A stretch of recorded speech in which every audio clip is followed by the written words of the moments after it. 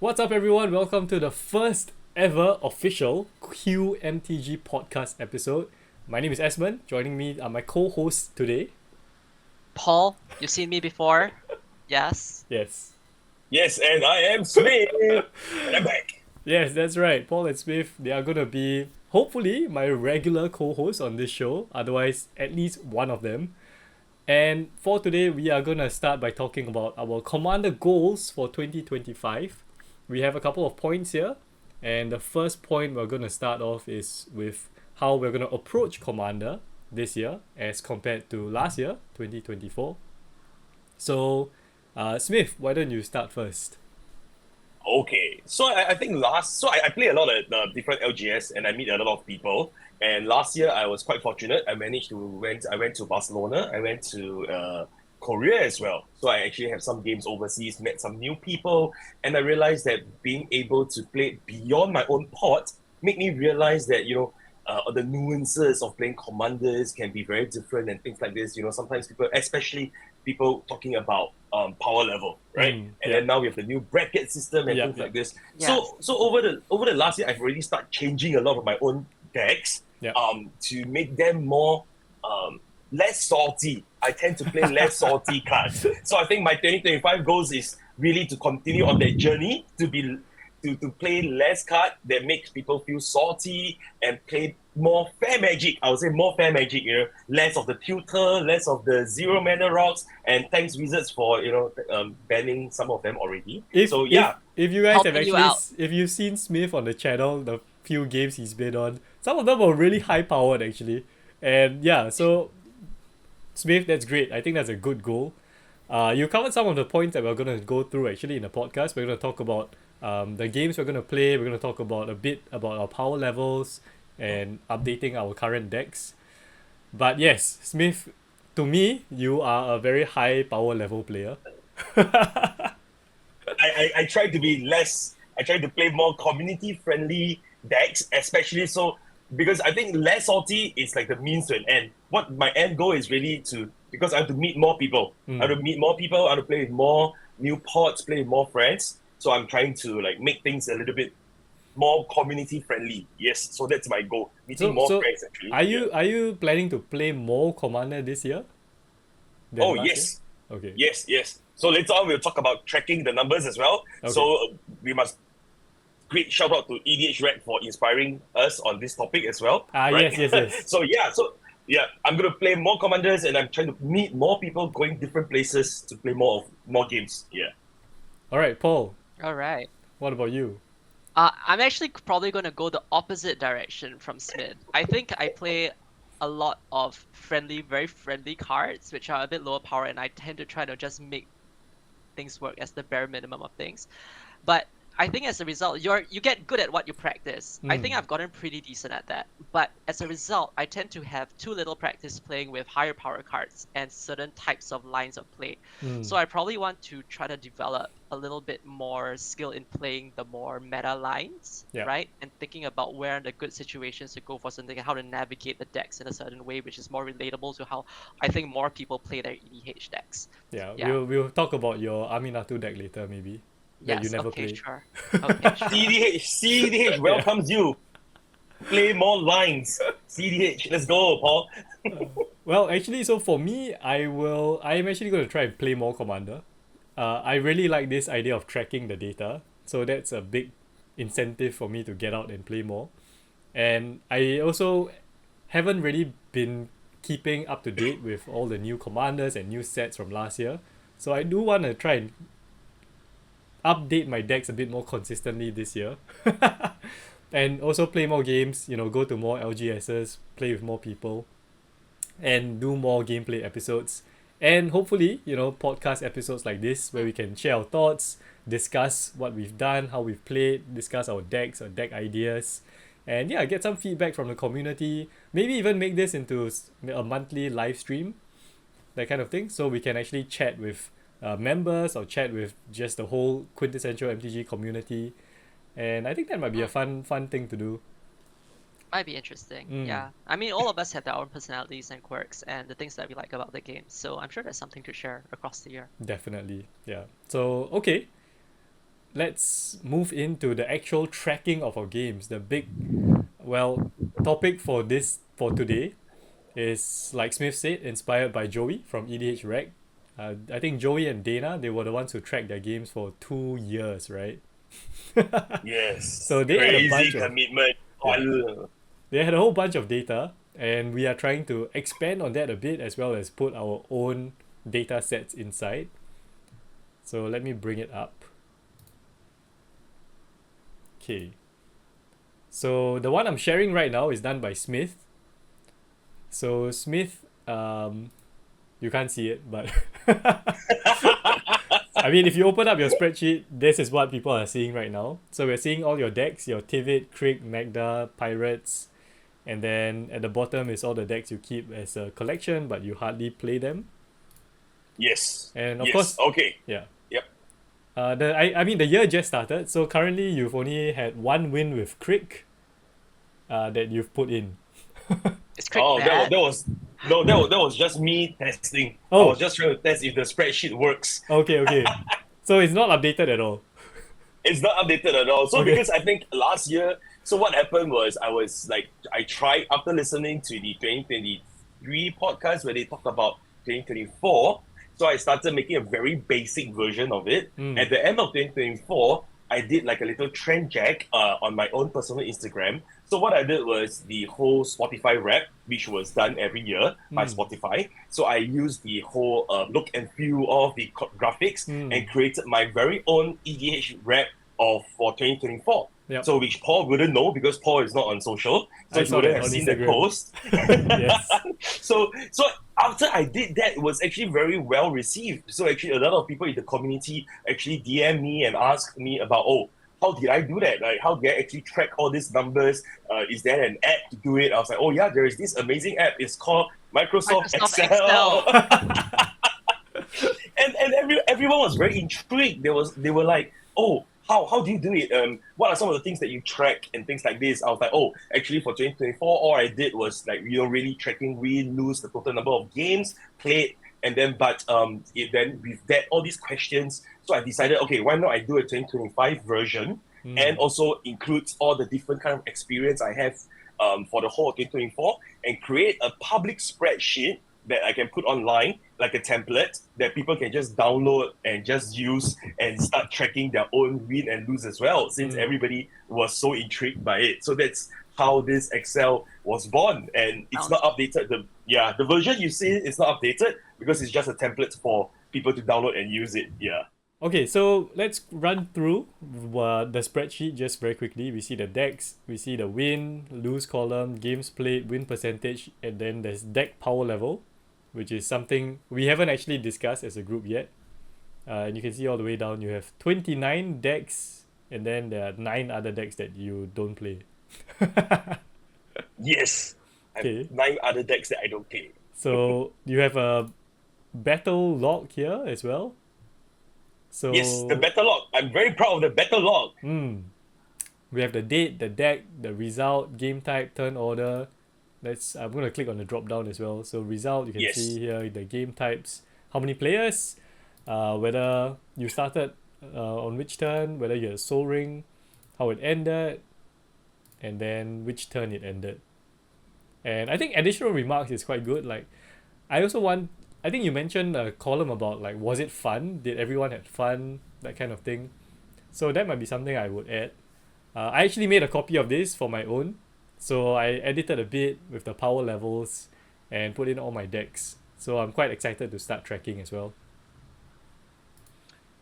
Okay, so the first time I saw this, I think I mentioned this privately to you guys, is what exactly are you trying to get out of this data that you're collecting? Because Yeah. it looks very much to me like you could do something like, is turn 1 Soul Ring more likely to get you a win in a particular type of EDH game, right? It seems very performance focused. Yeah, I would say it's very performance focused, right? It's trying to track things like, if I start first, if I start second, does it correlate with a certain game ending result, right? So it seems to be a tracking of sort of like the balance within certain EDH power level archetypes, because those are the drop down. I believe those are the drop down fields that you have, right? Yeah. Game type, The game roles, types, yeah. EDH, and that kind of thing. So I think it's tracking that kind of thing. So maybe we want to think. I would suggest maybe think a bit more deeply into what metrics you actually want to track. Whether people got angry during the game, whether you had fun playing the game, whether you felt that the cards were underpowered. What kind of archetypes were you playing against? So Yeah. maybe you could say that this deck is not particularly fun to play against certain other archetypes, right? And then you can think about, because we mentioned the more social aspect of the game, perhaps you could track more socially relevant metrics instead. Yeah, that would be some of my thoughts about this spreadsheet in general. Even like power level of the port as a whole. Yeah, Power level I of think the that's other interesting decks. to think Yeah. about. Yeah, so I think the data that you collect has to be very relevant to the question that you have at hand. Yeah. Yeah. Yeah. So later we are going to talk about like what we want to get out of this tracking. But so talking about this tracking, I think it'll be fun if we track our games, and then every podcast we do, we just have a quick update, at the start or at the end. Like, all right, so this week I played 7 games or 8 games with these commanders and in these ports, and this is my data for the week. So I think that could be a pretty fun thing we can do as a regular thing. I think that could be interesting, but it's also, I think things like power level, which can be calibrated, will probably need some degree of calibration before the data between different people can be comparable. Yeah. Yeah, because So, that's going to confound the data. So one thing, I mean, power level is pretty subjective. It is. And looking at Smith's one, everything is 6 and above, except the ones you don't play. There are 2 5s down there. Yeah, so actually, I do hear where you're coming from, Paul, actually. So I think there are some of this data that I put it together. It's exactly what I'm trying to find at the end of it, like you mentioned. And I do like you guys putting whether, like, did I have fun playing that thing, right? That deck, for example. And I think that's where, like, I think the reason why I also put in, like, the turn ended. So, like, for example, I think turn end, I mean, when I first started playing EDH, like, one of those ruler or the yardstick that people always tell me, like, if you you end between this turn to this turn, it means this power level, and so on and so forth, right? But then later on, when I started playing, even for example, like CDH, you don't always end within turn 0 to turn 2. Sometimes with the interaction, right? So sometimes for me, it's when prudent to hold back, Exactly. Or like, somebody just play a stack and things like this. So for me, I think I also wanted to put in the archetype, but there was just too much data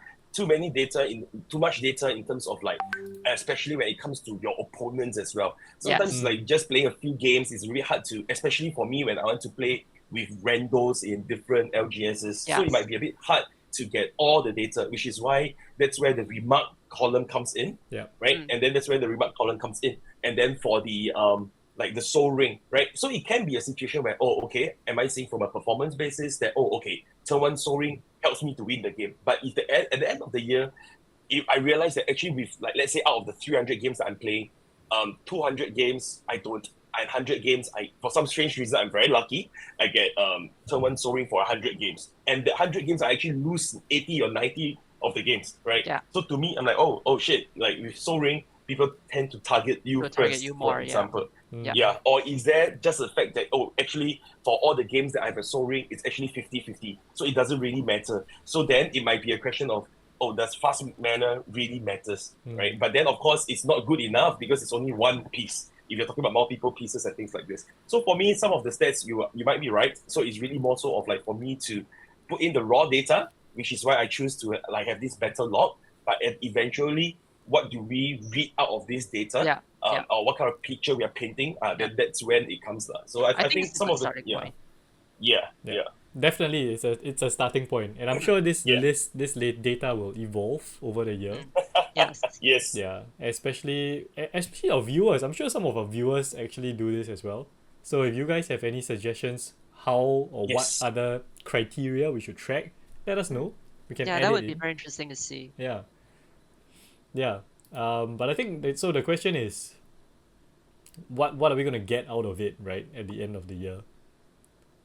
Like, how is it gonna change commander for us? Like, I don't know, speaking from my own actual full-time job, what you'll end up with is a lot of data and no way to properly process it.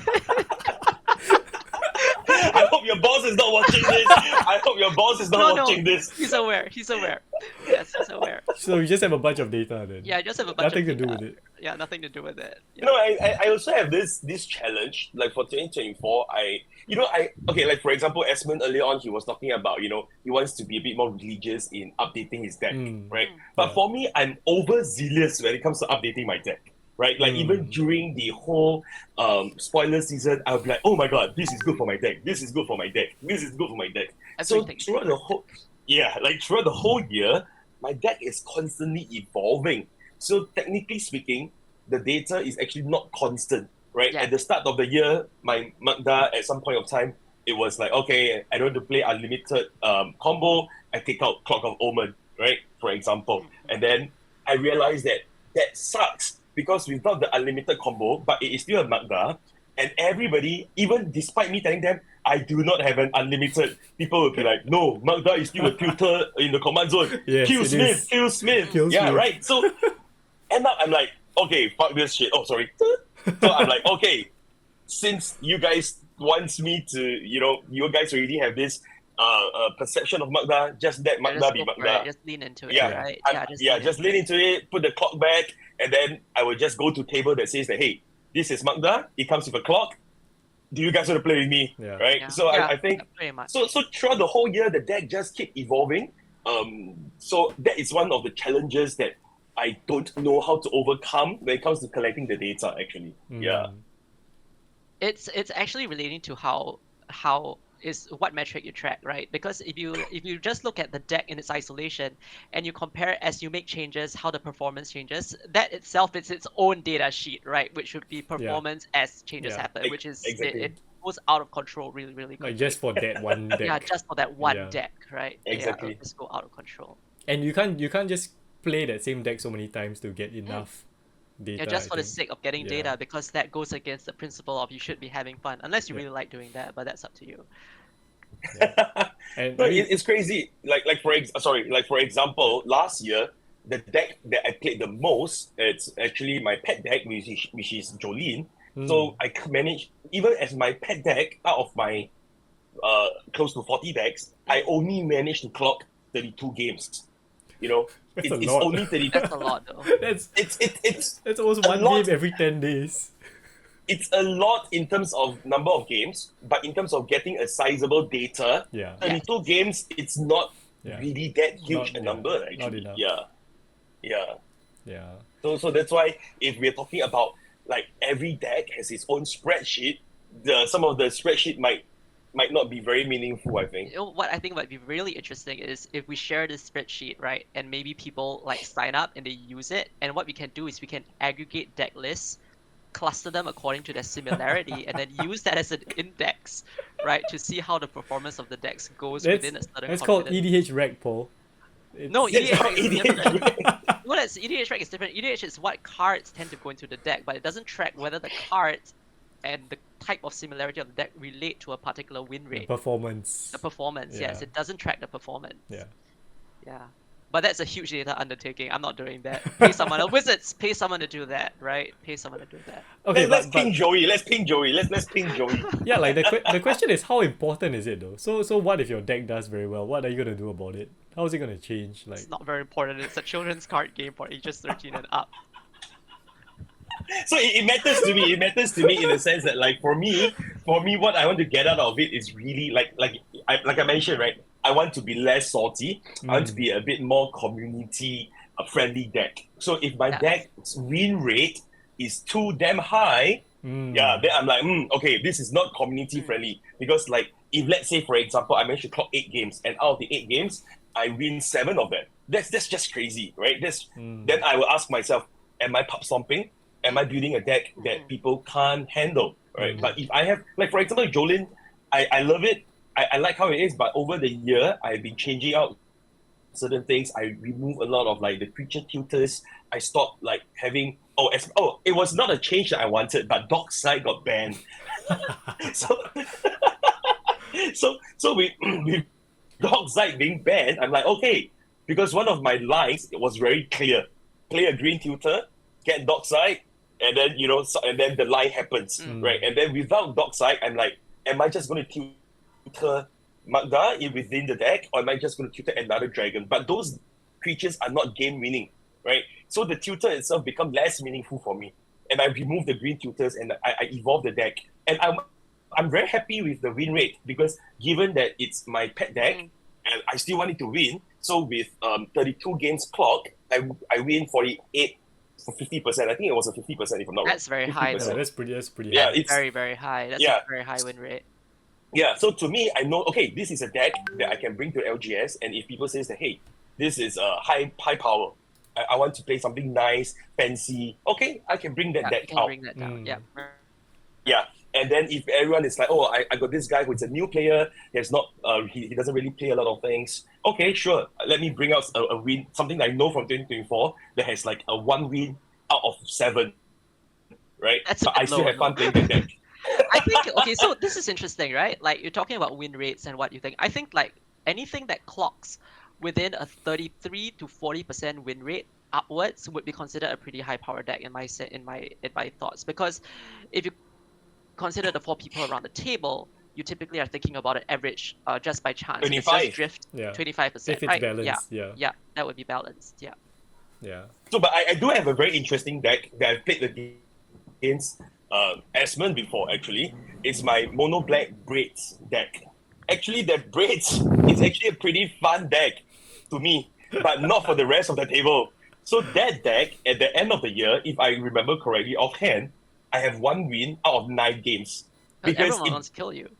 yeah, exactly. It brings so much hate to the table. Everyone was discarding, everyone was sacrificing things, everyone, like, at one point of time, the deck actually have Grave Pack in it. So when I sack something, sacrifice something, gosh. everyone have to sacrifice something. And everybody was like, let's just kill him, let's just kill him. Yeah. And there was a point where I was in a role game that my team member wanted to kill me as well. He was like, I can't continue the game, I want to kill him. Yeah. So then I was like, okay, this deck is, while it is strong, but it's oppressive and it gets killed a lot. So it doesn't actually correlate to say That's that true. it's not a strong deck. It's just too salty. Yeah, I think you need a column for that. Yeah. You need a salt. You do. I think Yeah. you need to consider Salt that because scale. the deck is actually very powerful, and that is why it's attracting so much hate, and Yeah. that is what's causing it to lose as well, right? So Good it's point, actually good a point. balance of interacting moving parts within the deck that's causing that phenomenon to actually happen. Yeah. Oh, Grave Pack is already out of the deck. Grave Pack is out. Thank goodness. Thank goodness. Yeah. Yeah, and I think it's interesting because this also leans into like how you evaluate the power level of the deck, right? Because like you were saying, if you take out against a new player, right? This guy just came in, and then you said, okay, I'll take out a deck that has only won 1 game, which could be Braids, right? Braids only won 1 game. Yeah, only won 1 game. So using win rates to determine the power level is also not super accurate. Like, yes, it's probably not. Yeah. But There are I other think confounding factors. Yeah, but I think as the person who goes through the journey, the decks, as well as the one punching in the data, I probably do have some more deeper, like more in-depth understanding of why did this, it's a 1 out of 9 games, right? Yeah. Unless I'm presenting this as a data to you, and then you probably might have misread it and say that, oh, 1 out of 8, this is something that I want to play with a new player. Yeah. But for me, because I remember how all the 8 games I lost, so which is why the battle log that is in this version 2.0 for 2025 will give us a better idea when at the remarks. So so far since I started this new spreadsheet 24th of December, because during office closure I was very free. So since then I've already managed to clock 30 games actually. 3-0. So yeah, I already managed to play 30 What games. the hell? That's very fair. So I played 2 games this year. I played none. So no, I played so 1. that's where the additional remark column is really helpful. So I managed to key in some of the data. I mean, additional information like, oh, I got killed first because I did this. I was about to win, but I got stopped by this, and I put it very specifically like, oh, I got stopped by certain cards. Yeah. So I know that okay, this potentially is the weakness of the deck. If I keep seeing the same problem, like because of Ground Digger's Cage, my deck just got Cannot jammed, function. right? Yeah, so okay, probably I need more artifact removal, for example. So Or I a think backup that's plan. where it comes in. Or a backup plan, yes, Yeah. or a backup plan, yeah. So I think that is that underlining part of the data that I don't really know how to categorize them Yeah. properly as a column, that I have to use like a open-ended field to help me add in. Yeah. Mm. Yeah. So I mean, I really love it. I like I said, I made a copy of this, and I'm planning to play a lot more games. Let's see if I can catch up to your tally. But I think one of the downsides to this might be that I get a bit too competitive, because what this spreadsheet seems to encourage me to do is to try and win more games. Oh, that's actually an interesting trap, right? Right. Where you are actually messing with your own data. Yeah, yeah, yeah, Yeah, so the key is to really like you really have to have the discipline to say this is a log. It is not reflective of my performance. Yeah. Right? This is information collection exercise. I think it's very important to keep to that because it start becoming really spiky and you change the way you play, that's gonna screw up your data as well. I mean, Yeah. but is it wrong though? Like the data is not there to show you whether you're playing for fun or playing to win, right? I mean, it depends on your objective, right? Like Yeah. for me, I said I want to be less salty. So Mm. if I like let's say by the time, let's say quarterly performance review, by March I realized that this specific deck is winning too much. Then I'm like, oh, okay, and then I look at the remarks. It's like, oh, you go infinite in turn 4, but you told people that you're a power 7, right? Yeah. So then that's where I'm like, oh, okay, a bit of a self-conscious. So it depends on your objective. Like for Yeah. example, like Paul, his objective is to play more like more popular lines and stuff like this, cards that are a bit more being seen. Obscure. Then if he realized that the data, okay, then see how it goes for him, right? So I think that itself, it really depends on your objective. If you want to become more competitive, you want to become more spiky, you want to play cards which is a little bit more spicy, and the data is telling you that you're reaching towards that goal, I think that's okay. I think that's totally fine. Yeah. Yeah. So that's why I'm gonna continue by saying that I want to add in the, did I have fun? Did everyone have fun? Was anyone salty? Was the port balanced in terms of power level, in terms of commanders? And I think those are important metrics for me lah, to make sure that I don't fall into this trap of like, oh, I want to try and win every game. I still want to play well. I want my deck to do its thing, but it's more important for me that everyone has a good time. And I think that's gonna be a metric that I will continue to track. Yeah. But Paul, are you gonna track your games? I haven't really thought about it because I haven't had really felt the need to, but there might be certain things that I want to track for decks that I have particularly difficult times making them work the way I want them to work. Aminatu, let's talk about that. Aminatu works beautifully. It's just that I don't like the play patterns. So that's actually interesting. So I'll digress a little bit here.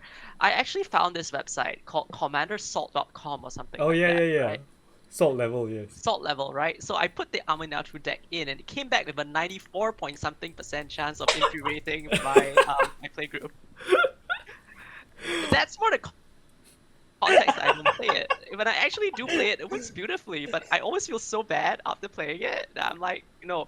And the thing is that the deck doesn't even have a lot of the meta pieces, right? It's just that the play patterns that are built within it are just disgusting play patterns, right? They're just annoying play patterns, yeah. So when would you play it then? Sometimes I will look at it and I'll be like, you know what? I owe it to myself. One game. One game. So I'll go down to the playgroup, I'll tell them, look, this is a very disgusting deck, but I haven't played it in like 3 years. So we have one game with this, right? If it ends, it ends. If it gets sacked out, right, we'll just call it a day and we'll move on to something else. I just want to play it. I want to see the pieces work together. And people are normally, my other playgroup is normally pretty cool with that. So I'll play that, and then it will sit on my shelf for like 5-6 months. You can play it with us as well. Just tell us in advance. We'll bring appropriately powered level decks. Okay, sure. Yeah. Because I also have a few decks that I think are pretty high level, and I don't bring them out as much because I'm afraid that I'll pop some people. But if you're gonna do it, yeah, I'll do it. Well, my deck doesn't really pop stomp people. It just locks Annoys. the game. It's a lockdown control. It's a full-on Super Friends control deck. So it's disgusting. Right. It's a disgusting pattern. So it's a 6-hour game. Yeah, it's a 6-hour game. Yeah, so never. That's probably the reason why you can't clock as many game as I do. No, it can get there. It can get there. It has a very simple infinite combo with Felidar Guardian, for instance, right? Altar of the Brood and Felidar Guardian. It's a very simple combo line, but it's like there's 2 combo lines, right? The whole thing is just stacks and and removal and yeah.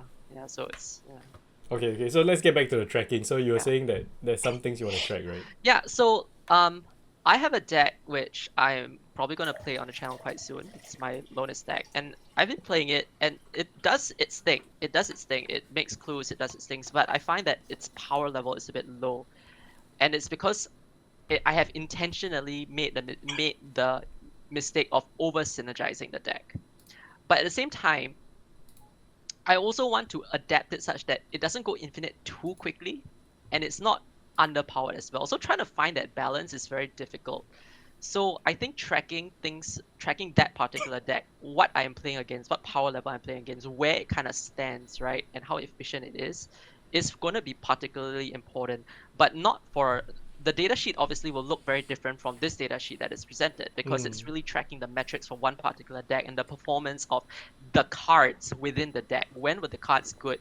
When were the cards bad? How often do I need this card, right? How often do I wish I had this card? Like, the metric would be a bit different. Yeah, it's more to have a data-driven approach towards the actual building of the deck. I mean, that's interesting. That would be interesting to see as well, because it reminds me of when you're tuning a competitive deck, right? Yes, and yes. You It's look very at your hand, you're similar like, to... would I rather have drawn a different card? Yes, yes. Right? Do I It's want to very play this similar to card? that. Yeah. Yes. More that kind of data collection. Yeah, I mean, you should try that. Like, just try it. We can share our results, and if it's useful, we can add that in. I'm quite interested to fix some of my decks as well. Like, I have this Khan deck that wants to play all the swords, right? But I don't know where that rates on the power level, because it's quite broken if I get Khan out. But without Khan, the whole deck is useless. I saw that deck before. I think it's just a meme deck. It's hilarious. It's quite, but when it gets going, it's so oppressive. Like, Khan has protection from everything, and it just kills people one by one. It kills people one by one. So I don't know. It is an oppressive deck. I think it depends on who you're playing with, because personally I'll just look at it, I'll just laugh and die. But Right. Not everyone is like that. Yeah, so I think if we all three have slightly different methods of tracking, then we actually have more data. Yes, Right? but it won't be directly comparable. So I think what we want to do with the data, it still comes back to what you want to do with the data.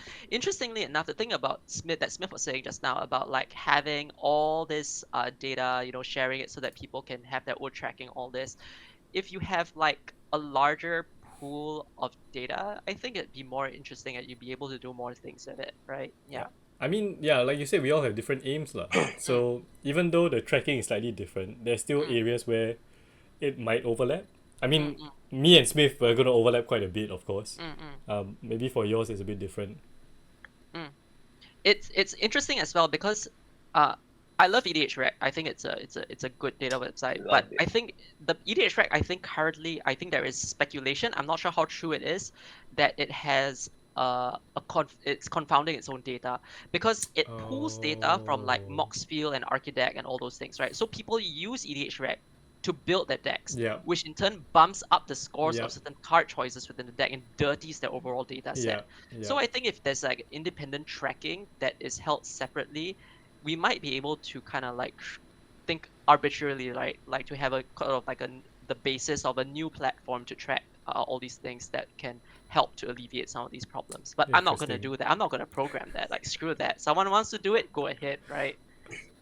Okay. No, but it's very interesting because when I started sharing the templates with some of the friends and some of the guys online, and then they brought it up. They were like, "Oh, it'd be quite cool if I can see your data as well, if I can see that person's data as well, or how is it possible for us to do that?" Right? So I think, I mean, definitely having this whole algorithm, going to have a back end and stuff like this works, but it's going to be a lot of work and a lot of hours trying to get everything. It's so much work. So I think so potentially one of the easy way to do it is that if everybody just replicate some sort of a template, add their own stuff, and then it can be like a bulletin board. So as long as they set it to public, and then they say like, okay, I have this this is me, right? I'm having this. I'm going to upload mine here as well. So Yeah. this is my link. And then if we go in, I think it's a very fun community project if we Yeah. can really pull people together. Yeah, it And would end be. of the day, there might be 40 people, there might be 400 people, but we don't care, right? But we have all the users, everybody, we can click through, we can take a look.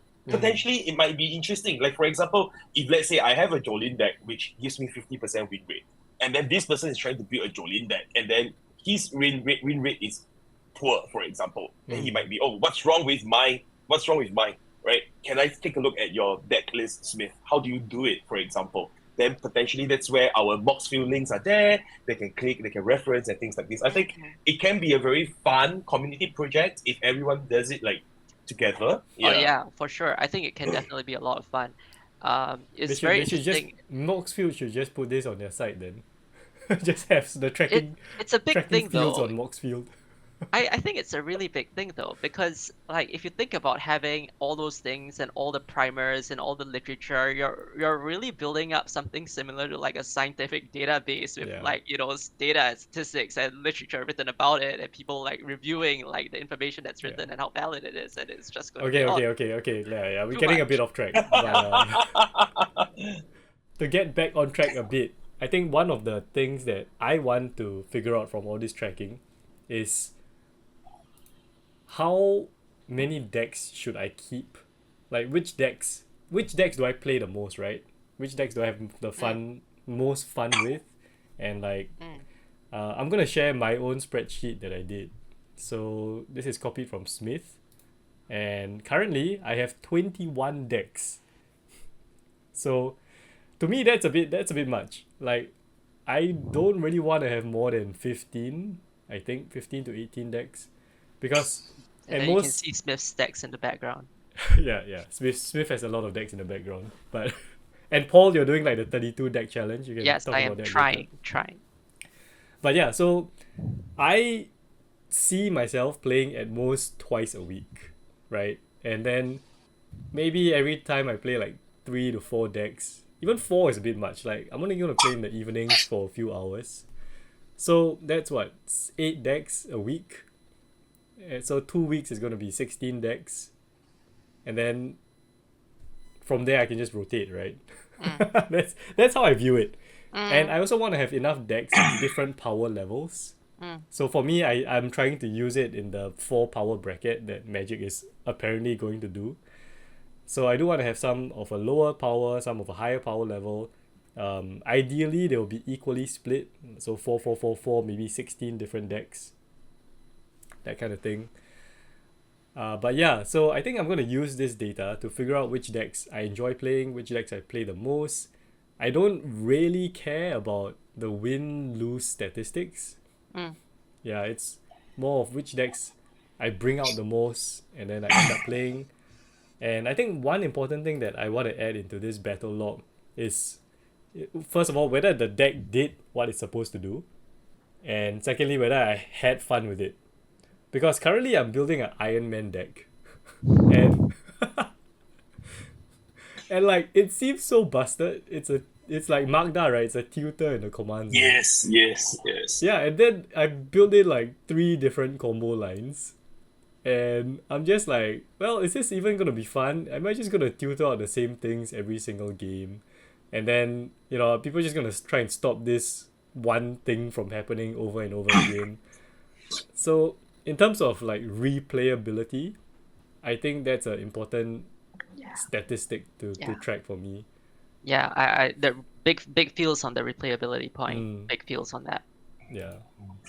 I think to the point of having a tutor in the command zone for somebody who has been playing Magda for the last 3 years, 3 years, I would say that it's actually a deck that surprises me a lot as well, because when I first built it, having the same concern as yourself, it's like, oh, it's a tutor, would the deck be very linear?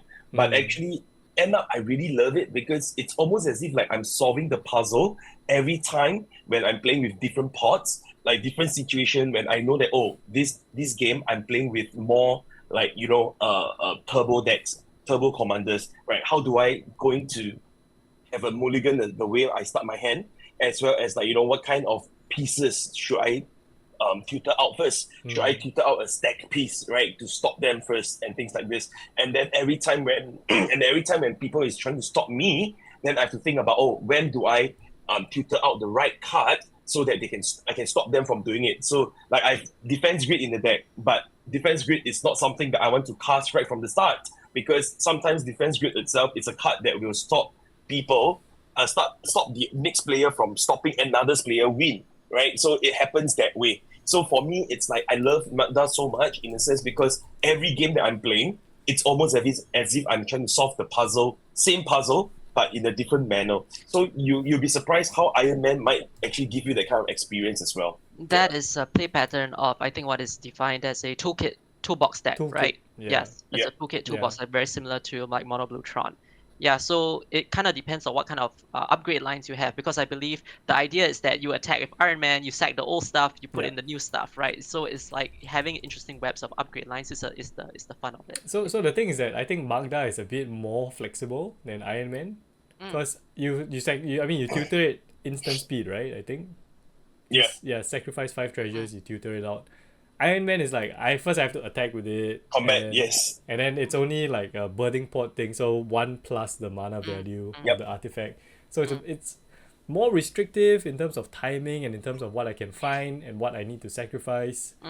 So yeah, I mean this is something like what was the deck you're talking about to solve the puzzle? The Lowness deck. Yeah, the Lowness deck.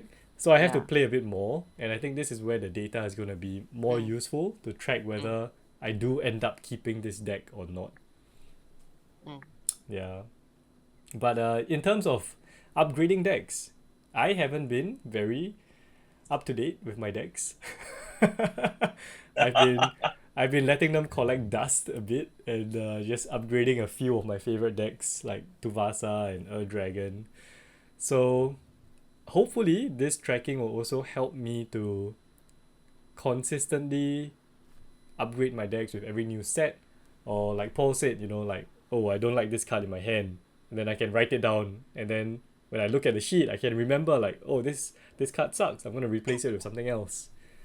So I think that's where it's going to be quite useful as well. Yeah. So Paul, tell us about your 32 decks challenge. I'm very intrigued. Yeah, how is this going to affect your 32 deck challenge? My 32 deck challenge is built around the basis of having decks of different archetypes and different power levels, but at the same time, for diversity's sake, I'm trying to make sure that I only have the 32 deck challenge. It's one of each color combination, right? So I'm still in the process of doing that, and I think I've gotten quite far along. So you've seen some of the decks actually. For the people who've been watching or playing, you've seen some of the decks already. So my Arcanist deck, for instance, is part of that 32 deck challenge. I have a Azusa deck which was assembled recently, which is part of that 32 deck challenge. So I'm kind of going through the monocolored decks first. For the 2-color decks, I kind of have a lot of them already, like my Guillaume deck, Golgari deck, right? I have like a Esper deck, which is my Aminatu deck. So I'm not going to take those apart. Those are just considered done.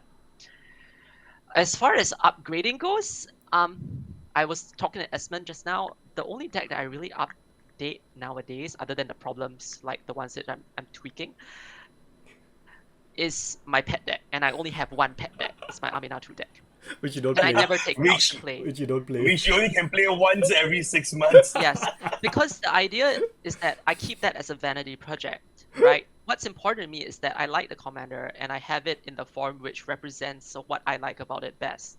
Yeah. It doesn't need to be played. The fact that it exists, I have a very high existence value that I place on that deck, right? So it just exists, and I'll just update it.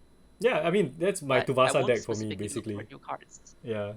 Yeah. So I think I'll just keep it that way, and based on the nature of how we play, I think that rather than constantly tuning, a lot of what we want to think about is to have new ideas out of things that come up that can inspire people to try out a lot of the new stuff that's actually being printed as well, and how it can combine with some of the existing stuff in your collection. So I think having that mentality towards how we build and vis-a-vis upgrading is probably going to be something that I'm going to keep the same for the way I approach EDH as a format. So Smith, actually you also do this challenge, right? Do you? Yes, You've yes. done it, So, right? yeah, I did the 32 decks challenge. So if you go down the list of the decks that I have, some of them are still within the 32 decks. Just that with that project itself, I realized that I really don't like playing the four colors commander combination. So which is why I took out the 5x4 color combination, because the Oh. number of commanders that are available is very limited. Mm. And then if I don't go with those commanders, it will be the pairing the partners ones, right? Mm. And those I tried building a few of them, and for some strange reason, I think it's just how my brain works, it become good stuff. So it Right. become just four color good stuff Yep. with two engines, and it's leaning towards very much like the CEDH deck Right. or a very, very high power one. Yeah. And Yes. you talk about just thematically, I can't find something out of the box, and I really don't enjoy playing that five decks at all, right? So I dismantled that four color combination range. So currently I have all the mono colors, the guilds, the two colors, three colors, and five colors as well. But I do have more than the number of decks, because there are a few of them are decks that I just wanted to keep them around. Like for Yeah. example, the Sliver Queen, right? Yeah. So I grew up that era. Sliver, it's like an alpha thing, alpha race thing to me. I still like it, but I don't enjoy playing it at all. So Sliver, it's one of those things the that I hell? bring out, and everyone is like, "Oh, it's a Sliver Queen! Now let's kill the Sliver Queen." And then even if I play some other like the Overlord or whatever, right? I just don't enjoy the experience at all. But I do enjoy, like what you mentioned, right? Having the presence of knowing that I have these slivers, which I want to collect anyways, and Just I already having it. built them into a deck. I might as well just leave it there. So Yep, it's yep. it's there. Yep. Yeah.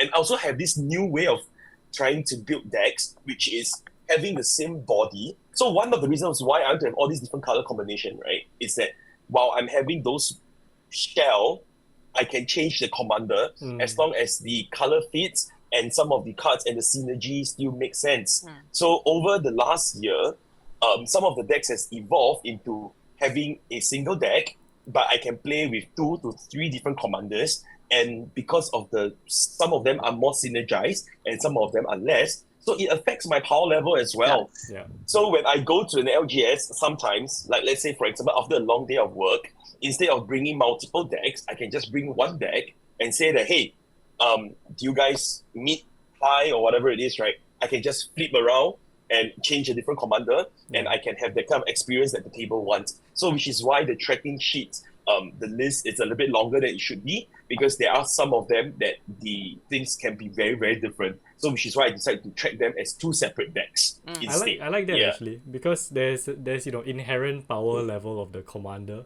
which is different for each one, and maybe that can be a separate podcast topic, because I was inspired by you and I'm building a mono green legendary creature deck, so that I can just randomly pick a green legend and it will become my commander. I played so the Azusa deck that I was talking about just now. I played with one of my playgroups, and I was just like, you know what, screw it. I want to play something else. I just took my Kodama of the East tree. I was like, no partner, we're just gonna jam, right? And it went fine. It went perfectly fine. Yeah, it's fine. Yeah, exactly. And I think one of my favorite actually now, it's actually my Earth Dragon deck. So my Earth Dragon deck is very, very different from most of the Earth Dragon decks we see online. They purely play, it's a Earth Dragon Legend Matters deck. So we have like all the legendary, all the dragons are only legendary dragons. So you don't see your Terror of the Pigs. Wait, don't you have don't Shivan see- Dragon in there? No more. That one is in my Jolene. Shivan Okay, Dragon is okay. in my No, Jolene. I think Shiva Dragon is the honorary legendary dragon. It should be. It should be. It should be. Okay, but Okay, so with that, I also have like other legendary matters cards inside, like for example the Joda, the Moroform, the Captain Cisse, Cisse's they are inside. Right. So actually now what I've been doing is that I can play 9 different commanders. So instead of always being Earth Dragon, sometimes Earth Dragon can be part of 99, and I can play it with Joda. I can play it with like Cisse and things like this. So far I've been trying that out. So the experience is actually very, very, very good, because when I was playing Joda, the one that is from the DMU, the recent one, right? It's crazy. when I actually cascade into other legendary dragons, and before I know it, my table is full of huge dragons. Oh, that's In disgusting. fact, yeah, it's way more effective than a dragon being the commander itself, actually. So it was quite interesting. And of course, if I play, I think what's that card called? Esika. So Yes. all my legendary dragons just become very huge 6/6 mana dots. So it's quite fun. The experience is actually quite fun so far. Yeah. It's very smart deck building, actually. It's not particularly easy to do. It's actually very smart deck Yeah. building because you have to think about the minor sub teams and which ones conflict with each other and how to keep everything cohesive while having the individual commanders inside the deck. It's actually a very interesting deck building. Okay. Getting off track once again. I Yeah. think this can be a whole separate podcast It topic. could be, yeah. Yeah, I think we are gonna wrap this episode up. Actually, it's been about 15 minutes now. So, any final thoughts about the tracking, data, goals? I think that we should remember to come back to this at the end of the year with the completed data sheets. Then we can see whether you guys have actually been diligent about filling up the data, for Yes. one. For sure. And and we can also probably think about some of the data before we start so that we can think about some of the conclusions that Plan we it out a bit more. Yeah, plan it out a bit more. And for me, my message to those people that wants to try this, to go on this journey, don't get too obsessed with the data, right? I mean, you're supposed to have fun with Like it.